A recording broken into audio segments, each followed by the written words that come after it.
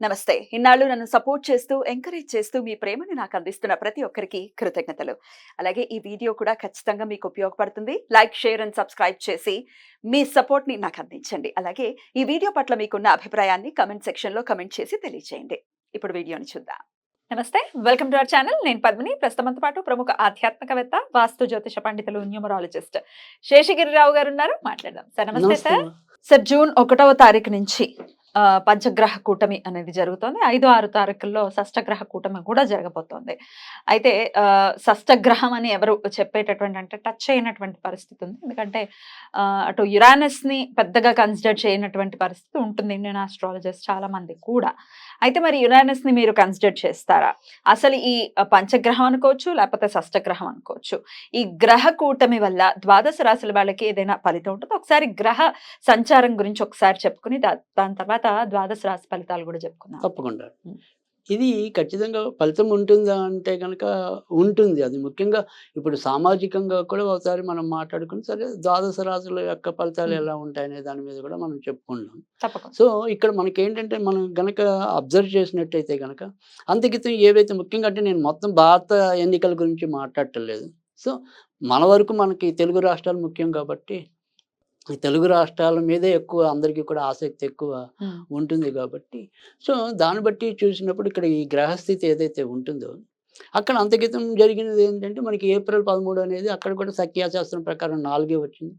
తర్వాత ఇప్పుడు వచ్చేప్పటికి ఏప్రిల్ 13 కదా జరిగింది. సో అక్కడ సోమవారం నాడు జరిగితే ఇక్కడ మనకి ఎన్నికలు వచ్చే ఫలితం ఏదైతే ఉందో అది 4వ తారీఖు వచ్చింది. ఈ 4వ తారీఖు మంగళవారం వచ్చింది. సో అక్కడ సోమవారం వచ్చింది, ఇక్కడ పక్కనే మంగళవారం వచ్చింది. అక్కడేమో ఆ రోజు పునర్వసు నక్షత్రం గురుడిది ఉంది, ఇవాళ భరణి నక్షత్రం అనేది శుక్రుడిది. పైగా జూన్ 1 నుంచి ఇదే రాశిలోకి కుజుడు కూడా అడుగు పెడతాడు. సో జూన్ అనేది 6వ నెల మన లెక్కలో. ఈ 6వ నెలకి అధిపతి నేను కుజుడికి ఇస్తాను. అంటే ఇక్కడ కుజుడి యొక్క ఏదైతే మరి ప్రభావం ఉంటుందో అది బీభత్సంగా ఉంటుంది. సో ఇక్కడ కనుక మనకి ఎన్నికలు జరిగిన టైం కన్నా కూడా రిజల్ట్స్ వచ్చే టైం అనేది కొద్దిగా సంక్లిష్టత అనేది ఎక్కువ ఉంటుంది. ఒకటి మరి జూన్ 1వ తారీఖుని కుజుడు మేష రాశిలో అంటే తన యొక్క స్వయం రాశిలోకి వస్తాడు. సో దాని తర్వాత రెండోది వచ్చేప్పటికి భరణి నక్షత్రం అనేది అది దగ్ధ నక్షత్రం అంటాం. అంటే సాధారణంగా వచ్చేప్పటికి ఏంటంటే భరణి నక్షత్రంలో మీకు ఏవి కూడా పెద్ద ముహూర్తాలు ఉండవు, శుభకార్యాలు పెద్దగా చేయరు, ఉండవు. జనరల్‌గా మామూలు ఏదైనా అన్నప్రాసన అది కూడా ఉండవు జనరల్‌గా. అన్నీ నార్మల్ ముహూర్త ఏదైనా ఉంటాయి తప్ప అసలు భరణిలో ఎవరు కూడా సాధ్యమైనంత వరకు ముహూర్తాలు ఏం పెట్టం. ఎందుకంటే అది దగ్ధ నక్షత్రం అంటాం దాన్ని. పైగా భరణి నక్షత్రానికి అధిపతి మరి యముడు కదా! యముడు. సో అందుకని భరణిలో మీకు అందుకే మాలయ పక్షుల్లో భరణిది చాలా ఇంపార్టెంట్ ఉంటుంది అది. సో అందుకని అది భరణి నక్షత్రం రావటం అనేది. తర్వాత రెండోది వచ్చేప్పటికి మంగళవారం మరీ ఆయన శక్తి ఇంకా పెరగడం. సో మంగళవారం వస్తుంది. కనుక ఇక్కడ ఏంటంటే నేను చెప్పేది ఏంటంటే సాధ్యమైనంత వరకు సమాజంలో ఏదైతే ఇవాళ మనం అందరం కూడా ఈ బెట్టింగ్లు అనుకోండి, జోదాలు అనుకోండి, ఇలాంటి వాటన్నిటికీ కూడా మనం కొంత ఏమంటాం ఆకర్షితులు అవుతున్నాం. తద్వారా కూడా మనం ఇబ్బంది పడుతున్నాం. ఇక్కడ ఖచ్చితంగా మీకు అన్ఎక్స్‌పెక్టెడ్ రిజల్ట్స్ అనేది 4వ తారీఖు చాలా ఎక్కువ ఉంటాయి, వస్తాయి. అందరం ఒకటి అనుకుంటే ఏదో జరుగుతుంది. సో అది మనకి అంతక్రితం వరల్డ్ కప్‌లో జరిగినట్టుగా అంతదాకా బ్రహ్మాండంగా వచ్చి చివరిలో ఏదో చేశారు అన్నట్టుగా ఇక్కడ ఎలక్షన్స్ కూడా అలాగే అయింది last time Telangana elections. Telangana కూడా మరి అలాగే చాలా మంది మరి ఇబ్బంది పడ్డారు. ఇప్పుడు కూడా అందుకని సాధ్యమైనంత వరకు కూడా నేను అందరికీ చెప్పే సూచన ఏంటంటే సాధ్యమైనంత వరకు బెట్టింగ్ల జోలికి వెళ్ళకండి. సో అది నా హృదయపూర్వక వినమ్రం ఇస్తున్న సూచన. ఎందుకంటే ఇది గ్యారంటీగా ఈయన ఇన్ని ఓట్లతో గెలుస్తాడు అనుకున్నది అసలు పూర్తిగా ఇబ్బంది పడవచ్చు. ఎవరైతే ఏమాత్రం ఓపు లేదో వాడు ఉన్నట్టుండి హీరో అయిపోవచ్చు. సో అలాంటి అన్ఎక్స్‌పెక్టెడ్ రిజల్ట్స్ అనేది ఒకటి ఉన్నది. తర్వాత రెండోది ఏంటంటే ఈ రిజల్ట్స్ ఏవైనా కూడా సాధ్యమైనంత వరకు కూడా అందరూ కూడా దాన్ని స్పోర్టివ్‌గా తీసుకోమని నేను చెప్తాను. ఎందుకంటే ఇక్కడ స్పోర్టివ్‌గా ఎందుకు తీసుకోమంటున్నానంటే ఖచ్చితంగా అప్పుడు ఎన్నికలైన దానికన్నా అంటే సజావుగా అయ్యాయి ఎక్కువ శాతం. మరీ ఎక్కువ ఇబ్బందులు పడలా. కానీ ఇక్కడ మటుకు ఖచ్చితంగా కొంత ఉద్వేగపూరితమైన రిజల్ట్స్ వచ్చిన రోజు అలాంటి సన్నివేశాలు ఉంటాయి. అలాగే లేదు అంటే ఇందాక మనం చెప్పుకున్నట్టు ఏంటంటే ఈ భావోద్వేగానికి లోనై ఏదైనా సరే ఆకస్మికంగా అనారోగ్యం బారిన పడవచ్చు. ఇట్లాంటివి ఉంటాయి. అది ఇప్పుడు గుండె జబ్బులు అనుకోండి, రక్తపోటు అధికంగా ఉండటం అనుకోండి. సో ఇలాంటివి మరి ఒక్కోసారి అవి మనకి మృత్యుకి హేతు అవుతాయి కదా. డెఫినెట్లీ. సో అందుకని ఎవరైనా కొద్దిగా సంయమనంగానే ఉండమంటున్నాను. దాని ముందున మీరు కొద్దిగా టేక్ ఇట్ ఈజీ అనుకోండి. రైట్. సో గెలుపు ఓటములు దైవాధీనాలు సర్వసాధారణం కూడా. అనుకోవటమే. సో అందుకని ఎవరి మీద విపరీతమైన ఆశ పెట్టుకోవచ్చు, నిరాశ పెట్టుకోవచ్చు. జరిగేది ఎలాగో జరుగుతుంది. సో ఎవడున్నా మనది ఆదుకునేవాడు అయితే తక్కువే. అవును. సో అది అది తర్వాత తర్వాత ఎలాగో అర్థమవుతుంది. Right. సో ప్రతి ఒక్కరి మీద మనం ఒక నమ్మకం పెట్టుకుని ఓటేయటం అనేది ఉంటుంది. వీళ్ళు మనకి ఇలా చేస్తారు, వాళ్ళు అలా చేస్తారని. సో కానీ అవి ఎప్పుడు కూడా ముఖ్యంగా మధ్యతరగతి వాళ్ళ మీద అయితే కూడా ఎవరు మేలు చేసేది కూడా చాలా తక్కువ ఉంటుంది. రైట్.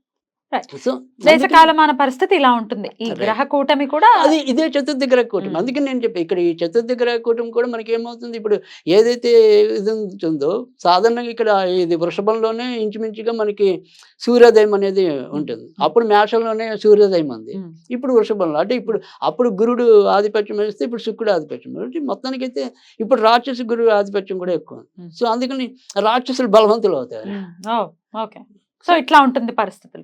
మరి వృషభ రాశి వారికి ఎలా ఉండబోతోందండి ఈ గ్రహ కూటమి? వాళ్ళ జన్మ లగ్నంలోకే ఎన్ని గ్రహాలు వచ్చి చేరటం? రైట్.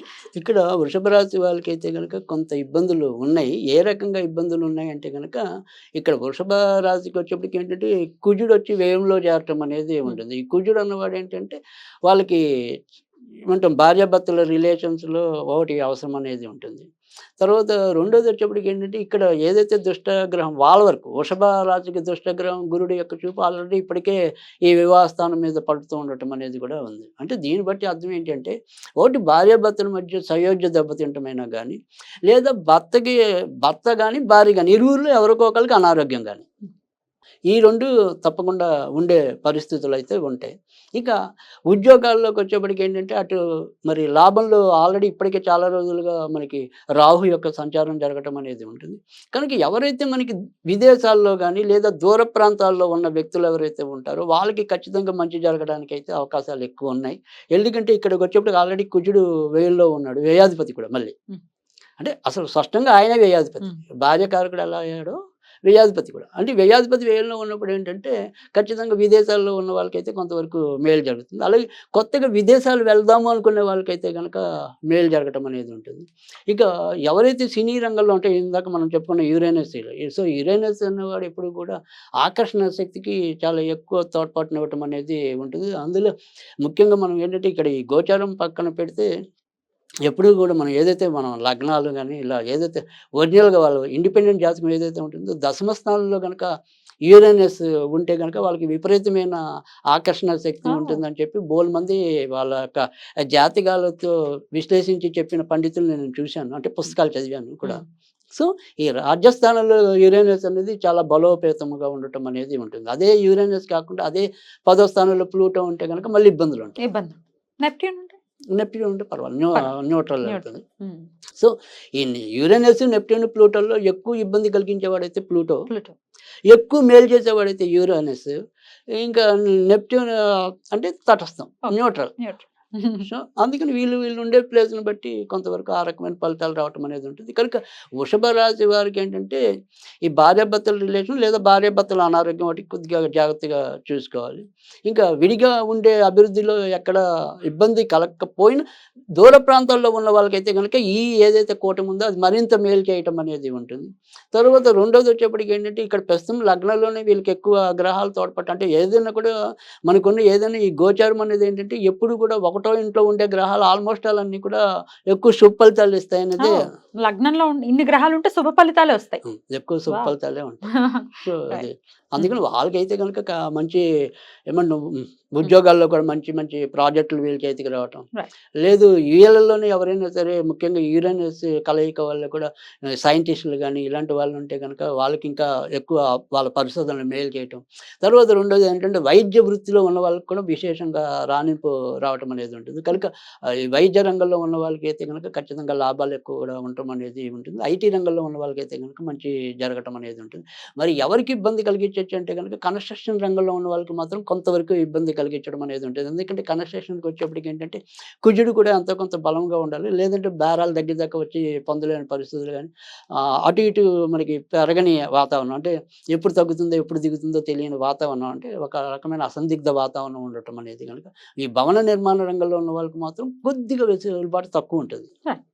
మరి ఎట్లాంటి పరిహారాలు చేసుకోవచ్చు? రైట్. సో, ఈ వృషభ రాశి వారు ఇప్పుడు ఈ నెలంతా కూడా సాధ్యమైనంత వరకు కూడా ముఖ్యంగా ఈ జూన్ అనేది వీళ్ళకి కొంతవరకు మంచిదే. ఎందుకంటే జూన్ బిగిన్ అవ్వటం అనేది శనితో బిగిన్ అవుతుంది శనివారంతో. కాబట్టి వీరికి అది కూడా ఒక రకంగా ఫెచ్చింగ్ పాయింట్‌గానే చెప్పాలి. కానీ వీరు ఆంజనేయ స్వామిని పూజించడం వల్లే ఎక్కువ మేలు జరగటం అనేది ఈ నెలలో అంతా కూడా ఉంటుంది. కనుక సాధ్యమైనంత వరకు కూడా ఆంజనేయ స్వామికి అవకాశం ఉంటే గనక సపోటాలు నివేదన చేయటం వల్ల తప్పకుండా మేలు జరగటం అనేది ఉంటుంది. భార్యాభర్తల సమస్య కూడా దీని నుంచి ఇది పరిహారంతో భార్యాభర్తల సమస్య. పరిష్కారానికి కూడా ఇదే ఉపయోగపడుతుంది. లేదు అది కొద్దిగా తీవ్రతగా ఉంటుంది అనుకుంటే గనక ఖచ్చితంగా హృదయం మీద సింధూరం ధరించడం వల్ల మేలు జరుగుతుంది. రైట్. సో, అద్భుతం. ఆ రకంగా చేస్తే గనక ఖచ్చితంగా వృషభ రాశి వాళ్ళు కూడా బయటపడతారు. రైట్. రైట్ అండి. ఇక నెక్స్ట్ ఎపిసోడ్‌లో మిథున రాశి గురించి మాట్లాడుకుందాం. థాంక్ యూ సో మచ్ అండి. నమస్తే.